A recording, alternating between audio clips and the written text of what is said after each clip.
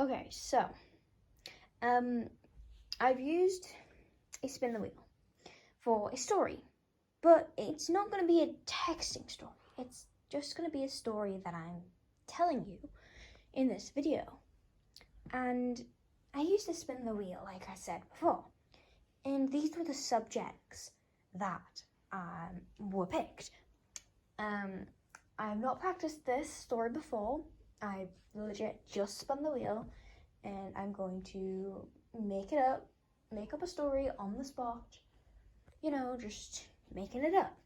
So there will be two subjects. The first one is dragons. The second one is a blue-haired boy. So let's get into it. Let me think.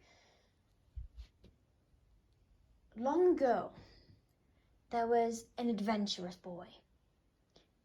An adventurous boy that had a fascination for dragons. Although there was this one rule in his country. Well, in the whole world, really. That you were not allowed to go anywhere near a dragon. Because dragons were dangerous, but they also were tameable. Only 3 people in the world have tamed a dragon. And, well, they died later on. But the only dragons they could tame were hatchlings, since big dragons, well, they would just kill you. So they took an egg, they raised the dragon till it was about 4 years old, and they tamed it. But the hatchling was weak. It didn't do anything. It didn't attack. It was just there. It had no power since it was tamed at such a young age. And later on, all of a sudden, the dragons got their powers. But they killed the people that tamed them. And that was only 3 people. Because after those 3 people got murdered by those dragons, taming dragons and seeing one up close was banned. But this blue-haired boy, he was a rule breaker. He was an adventurer. He loved the thrill of a good adventure. He loved the good fight. He loved a playful, good-on, head-to-head, beautiful fight. So what did this boy do? He went to Dragon's Lair's town. And you can tell by the name, that's where the biggest dragon lair is. The boy snuck through the barricades to the dragon's lair, that which was in the town, and snuck into the cave. A dragon saw him, though, and the dragon screamed. The dragon roared as loud as a mountain erupting. And the boy was so thrilled by this action. He was skipping and jumping, but the dragon chased after him, so he ran away. Not out of the cave, but in.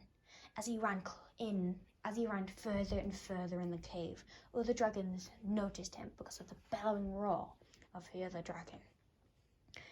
All the dragons roared and roared.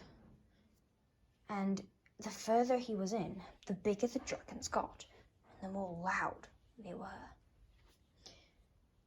He reached the middle of the cave, but what he saw was unexpected. He saw a dragon, a red, fiery red dragon, laying in the middle of the floor with an egg beside it. The egg was icy blue.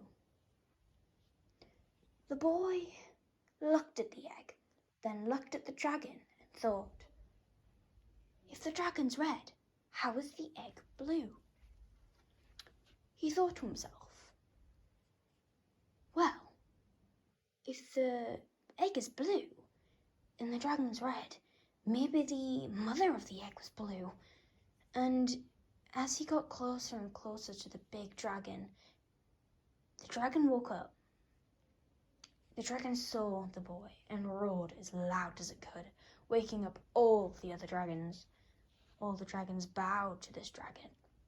Why, you may think, or you may ask? Well, this dragon just so happened to be the king of all dragons, and the egg it was holding was the prince.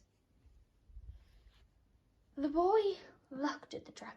The dragon roared as loud as it can again and again and again. But the boy was not scared. He was excited. He was thrilled. He loved how loud it could roar. This boy felt like he was part dragon, and he tried to do a roar of his own, but it didn't go as planned. The roar was just like a baby dragon, and all the other dragons got confused. How did this young boy make a noise of a hatchling? 'Cause they have never heard any other human make the noise. So the king dragon walked up to the boy, stared at him. The boy stared back. The boy didn't have any murderous intentions or hate in his eyes. They were just kind and excited. The dragons looked at the boy, looked at the king, and then looked at the egg. The king dragon was a little bit different than the other dragons, though. The king dragon had a consciousness like a human. He could speak. He could basically understand humans. So the king dragon looked at the boy and said, "Boy, why do you look like my egg?" And the boy got quite confused. Not scared, but confused at how this dragon could talk. The boy said, I don't know, but how can you talk?" And the dragon responded, "I'm the king. I can do anything." And then all the other dragons were like, just roared in response and bowed down. The boy looked around and looked at the egg and was like, "That egg, it looks like my hair. It's very similar." And the king dragon looked at the boy and looked at the egg and said, "Yes. Where do you come from, boy?" And the boy just responded, "I don't know. I live in an orphanage. Not in this town, though. The next town along. The people there just told me that I was left on a doorstop by this hooded figure, and that's all I know." And the dragon responded, "Well, that's odd. I remember a hooded figure coming into my lair and stole one of my eggs. The egg was icy blue as well, and the hooded figure ran off with my egg. I tried chasing afterwards, but she got away. Well, I think it was a she. Anyway, that's not the point." And then the dragon looked at the boy, went up to the boy and sniffed him and said, "You smell like dragon. Why do you smell like dragon, boy?"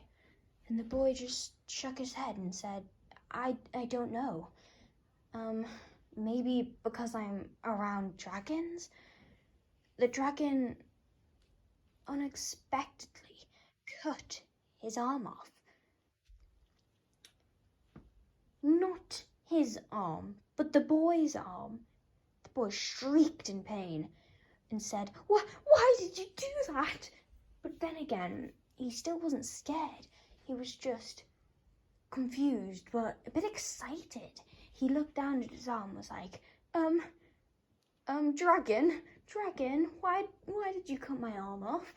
And then the dragon looked at his arm, looked at the blood, tasted the blood and said, "You are one of my own." And that's where I'm gonna leave it. And I guess your imagination can do the rest. Unless you want me to make a part 2 of this story, just tell me in the comments, and if you do, I will make another part to this. And just so you know, this is all improvised on the spot. The ideas were made by a spin the wheel, so I had no choice in the say. This was all made up on the spot. No planning, no practicing this before, just made up on the spot. And you can probably tell that by my mispronunciation of a few words, the long waits, the gaps, well, yeah, by those things. You can probably tell that this was kind of improvised. And if you still don't believe me, well, I improvise a lot of my texting stories. Well, mainly all of them, really. They're all improvised on the spot. Like, yeah, I have a theme, but they're all improvised. Like, all the episodes, all the lines are improvised. Most people would, write the whole story down and just copy it. No, I just improvise on the spot and write whatever comes to mind. And that's what I've just done here. So that is what happens when I'm writing my stories. Just suddenly, boom, an idea just pops into my head and I'll write it down. That's how I create my texting stories. And again, if you want a part 2 of this, just put it down in the comment section and I'll try my best to make a part 2. And I say try my best because this is improvised, so yeah. But yeah, if you want a part 2, just put it in the comments. Say part 2 please, or just part 2, anything along those lines. Anyway, bye bye my darling red berries.